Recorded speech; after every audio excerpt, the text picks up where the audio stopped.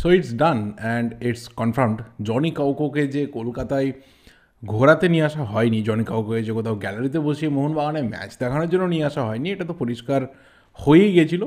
আজকে সেটার officially confirmation through the ISL website আমরা সবাই পেয়ে গেছি, এবং অবশ্যই হুগো বুমোর চলে যাওয়া, জনি কাউকোর ঢোকা, এটা এই মুহূর্তে কনফার্ম। বাট তার ডিটেলসে যা কিছু বলার অবশ্যই বলবো। এবং আজকে দুটো back to back blockbuster match রয়েছে, যেখানে বাংলার দুই প্রধান কিন্তু মাঠে নামতে চলেছে। সেই দুটো ম্যাচ নিয়ে ছোট্ট করে ম্যাচ প্রিভিউ থাকবে। তো ভিডিওটাকে 3টে পার্টে ভাগ করব, টাইম দেওয়া থাকবে, সেখান থেকে প্লিজ খুঁজে নিও। শুরু করবো যেটা দিয়ে, সেটা অবশ্যই কিন্তু ইস্টবেঙ্গলের ম্যাচটা। ইস্টবেঙ্গল বিকেল 5টার সময় অ্যাওয়ে ম্যাচে মুখোমুখি হবে নর্থ ইস্ট ইউনাইটেড এফসির বিরুদ্ধে। এবং সেখানে ম্যাচের আগে সবচেয়ে বড় খবর এটাই যে সরাসরি কিন্তু গুয়াহাটি পৌঁছে গেছে নতুন স্ট্রাইকার ফেলিসিও ব্রাউন ফোর্বস। এবং এই প্লেয়ারটা এসে যাওয়ার ফলে এই যে পুরো টিমের স্ট্রেংথ, সেটা কিন্তু বলা যায় 100% কমপ্লিট হলো। যে খামতিগুলো ছিল সেইগুলো হয়তো এবার আমরা দেখতে পাবো না। যে গোল স্কোরিং রেট ইস্টবেঙ্গলের বাড়া দরকার ছিল আইএসএলে, সেটা আমরা বাড়তে দেখব।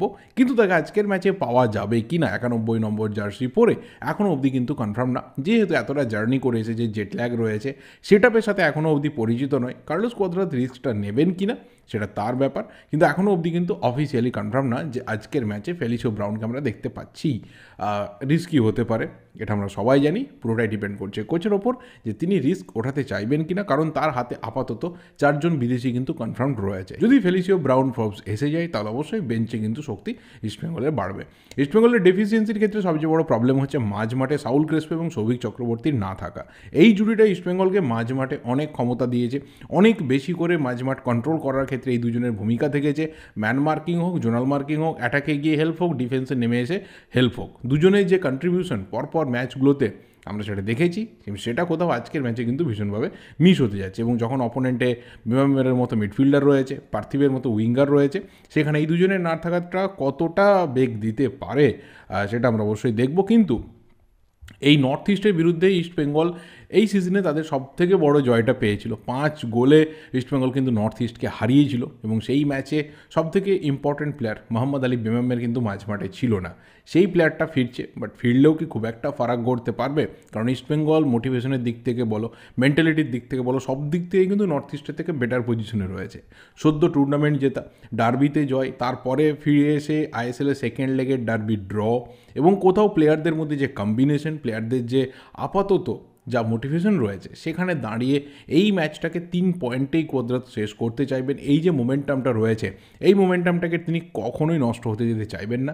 এবং সেই মোমেন্টাম কন্টিনিউ রাখার জন্য অন্ততপক্ষে আজকের যে বেস্ট 11 হতে পারে, সেখানে গোলে প্রভসুকান সিং গিল, রাইট ব্যাকে রাকিব, লেফট ব্যাকে নিশু কুমার, দুজন সেন্টার ব্যাকে অবশ্যই হিজাজির সাথে লালচুং নুঙ্গা, অসাধারণ জুটি আপাতত পারফরমেন্স করে যাচ্ছে।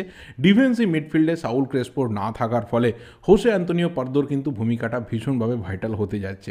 এবং আমি সিরিয়াসলি হোসে অ্যান্তোনিও পার্দোর একটা জিনিস এখানে বলতে চাই, যে কোথাও একটু হলেও ওকে বেটার লাগছে একটা জায়গাতে, যে শুধুমাত্র ডিফেন্সিভ পার্ট না, প্লেয়ারটি কিন্তু উঠে গিয়ে অ্যাটাকে হেল্প করছে। এবং যে ধরনের লং রেঞ্জার শট অ্যাটেম্প্ট করছে, যে কোনো মুহূর্তে কিন্তু গোল হয়ে যেতে পারে। হয়তো সেটা আজকেও হতে পারে, কারণ ওই শটগুলোর মধ্যে বিষ থাকছে। সিরিয়াসলি বলছি, হয়তো সবসময় অ্যাকুরেট অ্যাঙ্গেলে যাচ্ছে না। ডার্বিতে জাস্ট একটা বল ভিজাল কাইতের কাছে গেছিলো, এবং সেটাতে খুব একটা বিষ তখন ছিল না। বাট আগে দু একটা যখন মেরেছিল, তখন কিন্তু তার মধ্যে বিষ ছিল।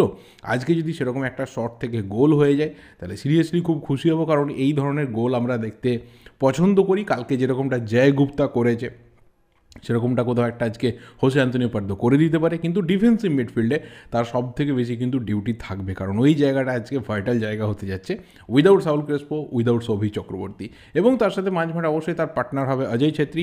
অ্যাটাকিং মিডফিল্ডে প্রথম থেকে হয়তো আমরা ভিক্টর ভাস্কুয়েজকে দেখতে চলেছি, কারণ তার কোয়ালিটি দেখার জন্য সবাই ওয়েট করে বসে রয়েছে।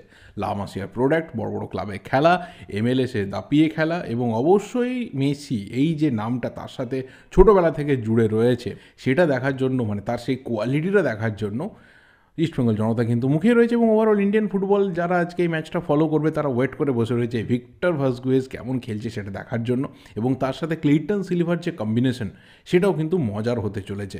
দুটো উইংয়ে মহেশ অ্যান্ড নন্দা, দুদিকে দুজন সুইচ করে খেলতে পারে, এটা একটা ভার্সেটাইলিটি রয়েছে। এবং সেন্টার ফরওয়ার্ডে অবশ্যই ক্লেইটন সিলভা আপাতত গোলের মধ্যে রয়েছে, 6টা গোল হয়ে গেছে আইএসএলে, টিমকে লিড করছে, কোথাও একটা আলাদা রকম চার্জ ওর মধ্যে রয়েছে। ফিনিশ করতে পারে, যে কোনো মুহূর্তে ম্যাচ জেতাতে পারে, আলাদাই কোয়ালিটি প্লেয়ার। যত বয়স বাড়ছে তত কিন্তু কোয়ালিটিও বাড়ছে। তো এটা আমার কাছে কোথাও আজকে ইস্টবেঙ্গলের নর্থ ইস্টের বিপক্ষে বেস্ট 11 হতে পারে। তোমাদের পছন্দের কি 11 অবশ্যই তোমরা কমেন্ট করে কিন্তু জানিও। আর নেক্সট অবশ্যই কথা বলবো মোহনবাগানকে নিয়ে। মোহনবাগানের বিষয়ে দুটো পার্ট রয়েছে। এক হচ্ছে প্রথমে ম্যাচের কথা বলি। সন্ধ্যাবেলায় ম্যাচ রয়েছে হায়দ্রাবাদ এফসির বিরুদ্ধে। স্যাটার্ড হায়দ্রাবাদ বিধ্বস্ত, পুরোপুরিভাবে ভেঙে যাওয়া হায়দ্রাবাদ। সিনিয়র প্লেয়ার প্রায় নেই বললেই চলে, বিদেশি প্লেয়ার একজন পড়ে রয়েছে। কোথাও টিমের মনোবল এই মুহূর্তে একদম তলানিতে।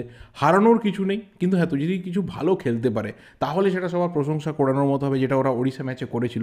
3 গোলে হেরেছিল, কিন্তু ওরা যেভাবে খেলেছিল, ওরা যেভাবে ম্যাচটাকে অ্যাপ্রোচ করেছিল, এটা কোথাও আলাদা করে কিন্তু প্রশংসা করানোর মতো ম্যাচ ছিল।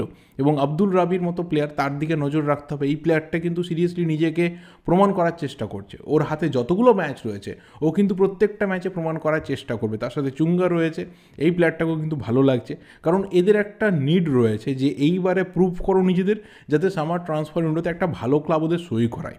কারণ ওদের মধ্যে সেই প্রমিসটা রয়েছে, ওদের মধ্যে সেই পোটেন্সিয়ালটা রয়েছে।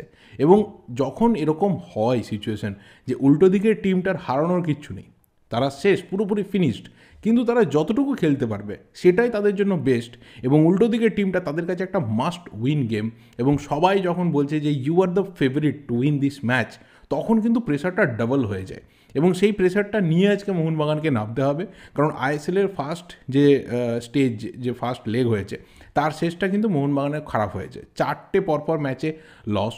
তারপর সুপার কাপেও যতটা আশা করা গেছিলো ততটা হয়তো হয়নি, বাট স্টিল একটা ইউথ স্কোয়াড এবং বিদেশি প্লেয়ার যাদের পারফরমেন্সও আপ টু দ্য মার্ক ছিল না, সেটা নিয়েই চেষ্টা হয়েছে ভালো কিছু করার। এবং ফিরতি আইএসএলে যখন ডার্বিতে 2বার পিছিয়ে পড়ে মোহনবাগান 2বার কামব্যাক করেছে, সেখান থেকে অনেকে মনে করছে চলো এবার যে ট্র্যাকটা রয়েছে সেই ট্র্যাকটা মোহনবাগান ধরবে। এবার যে উইনিং ট্র্যাকে ঢুকে টপ 3-তে যাওয়ার রাস্তা, সেটা মোহনবাগান খুঁজে পাবে। কারণ ওপরের দিকের টিমগুলোর থেকে একটু ম্যাচ কম মোহনবাগানে রয়েছে, সেটা একটা অ্যাডভান্টেজ। এবং সেই অ্যাডভান্টেজটা কোথাও আজকের ম্যাচ থেকে যদি মোহনবাগান তুলতে পারে, তাহলে পরে যে টাফ ম্যাচগুলো রয়েছে সেটা অনেক ইজি হবে। সেখানে কোন টিমে কোন প্লেয়ার অ্যাভেলেবেল নেই কী নেই সেটা অন্য বিষয়, বাট তার আগে কোথাও টিমকে কিন্তু উইনিং ট্র্যাকে ফিরতে হবে, টিমকে গোল করতে হবে, কনফিডেন্স বাড়াতে হবে। 1-0 2-0 রেজাল্ট না, একটা মোটামুটি ভালো রেজাল্ট হলে কী হবে, প্লেয়ারদের কনফিডেন্স ফিরবে, নিজের কম্বিনেশনের ওপর কোথাও নিজের যে কনফিডেন্স রয়েছে সেই কনফিডেন্স ফিরবে। কিন্তু সেই কনফিডেন্সে বাধা দেবে কে? সেখানে বাধা দেওয়ার জন্য কিন্তু মেটেরিয়াল রেডি রয়েছে। একদিকে যেমন প্লেয়ারদের চোটাঘাত, 3 জন প্লেয়ার এই মুহূর্তে চোটের কারণে জর্জরিত। আশিস রায় হয়তো প্র্যাকটিস করছে, বাট ম্যাচ ডেতে কতটা তাকে ফিট পাওয়া যাবে ডাউট রয়েছে। আনোয়ার আলী, ব্রেন্ডন হামিলের তো পুরো ছেড়ে দেওয়া ব্যাপার। এবং তার সাথে কার্ড সমস্যা, কার্ডের জন্য অলরেডি সাসপেন্ডেড লিস্টন ক্লাসও 4 ম্যাচ তার সাসপেনশন আপাতত ভোগ হচ্ছে। তার সাথে Dipak Nagari 4টে yellow card, 7টা match খেলেছে ভাই, 4টে ইয়েলো কার্ড পেয়েছে। তাকে আজকের ম্যাচে মোহনবাগান পাবেন। এবং তার পাশাপাশি আরমান্দ সাদিকও আগের ম্যাচে গোল করেছে, বাট এই ম্যাচে তাকে পাওয়া যাবে না। তো কোথাও একটা বড় চাপ কিন্তু প্লেয়ারদের চোটাঘাত এবং কার্ডের সমস্যার জন্য বেশ কিছু প্লেয়ারকে আবারও আজকে মিস করতে চলেছে। একইভাবে যেভাবে বললাম যে ইস্টবেঙ্গলের হাতে 4 জন বিদেশি সলিড এই মুহূর্তে হাতে রয়েছে, মোহনবাগানও কিন্তু ম্যাচটা নামতে যাচ্ছে এই 4 জন বিদেশিকে হাতে নিয়ে। এবং সেখানে যে কম্বিনেশনটা কোথাও আজকের ম্যাচে পারফেক্ট হতে পারে, হাবাস সেটা নামাতে পারেন টিমকে জয় নিয়ে দেওয়ার ক্ষেত্রে, সেখানে অবশ্যই গোলে ভিসাল গাইড। এবং যদি 3 ব্যাক সিস্টেমে কোথাও এখানে হাবাস যান, তাহলে তার হাতে অ্যাভেলেবেল সেই ডিফেন্সে খেলার মতো হেক্টর ইউসে রয়েছে, শুভাশিস বোস রয়েছে এবং সুমিত রাঠি রয়েছে। বাট তিনি যদি 4 ব্যাক সিস্টেমে যান, তাহলে হয়তো রাইট ব্যাকে আমরা রাজ বাসপুরকে দেখতে পারি এবং লেফট ব্যাকে আমনদীপকে দেখতে পারি, এবং 2 জন সেন্টার ব্যাকে অবশ্যই ইউসের সাথে শুভাশিস বোস। ডিফেন্সিভ মিডফিল্ডে গ্লেন মার্টিন্সকে আমরা ফিরে আসতে দেখতে পারি, বাট তার এই লেট চ্যালেঞ্জ করা, এটা কিন্তু তাকে কমাতে হবে এবং সিনিয়র প্লেয়ার হিসেবে অনেক দায়িত্ব মাঝ মাঠে নিতে হবে। অনিরুদ্ধ থাপার রোলটাও কিন্তু ভীষণভাবে ভাইটাল হবে, কীভাবে অ্যাটাকে হেল্প করছে, কীভাবে ডিফেন্সে নেমে এসে সাহায্য করছে। এবং জনি কাউকোর আজকে হয়তো কামব্যাকের ম্যাচ হতে যাচ্ছে, জনি কাউকোকে আজকে আমরা মাঠে নামতে দেখতে পারি। এবং 3 জন ফরওয়ার্ডে অবশ্যই জেসন কামিংসকে দিয়ে হাওয়া স্টার্ট করাবেন, তার সাথে কিয়ান নাসিরি বাঁ দিক থেকে এবং ডান দিক থেকে হয়তো দিমিত্রি পেত্রাদোস থাকতে পারে। আর যদি 3 ব্যাক সিস্টেমে কোথাও হাওয়াস যান, তাহলে হয়তো 3 জন ব্যাকে হেক্টর ইউসে, শুভাশিস বোস এবং রাজ বাসপুর বা সুমিত রাঠিকে দেখতে পারি। এবং সেই ক্ষেত্রে মনভীর সিংকে আমরা রাইট উইং ব্যাক হিসেবে দেখতে পারি এবং লেফট উইং ব্যাক হিসেবে আমরা আমনদীপ সিংকে দেখতে পারি। তো সেখানে কিছুটা কম্বিনেশন চেঞ্জ হবে, বাট এই যে বেস্ট একটা কোথাও 11-এর সেট অফ প্লেয়ার্স রয়েছে, এটা খুব একটা আপ ডাউন হবে বলে আমার অন্তত মনে হয় না। এবং কোথাও টিম কিন্তু চেষ্টা করবে আজকে 3 থেকে 4টে গোল তুলে নিয়ে ম্যাচটাকে খুব ভালোভাবে শেষ করতে।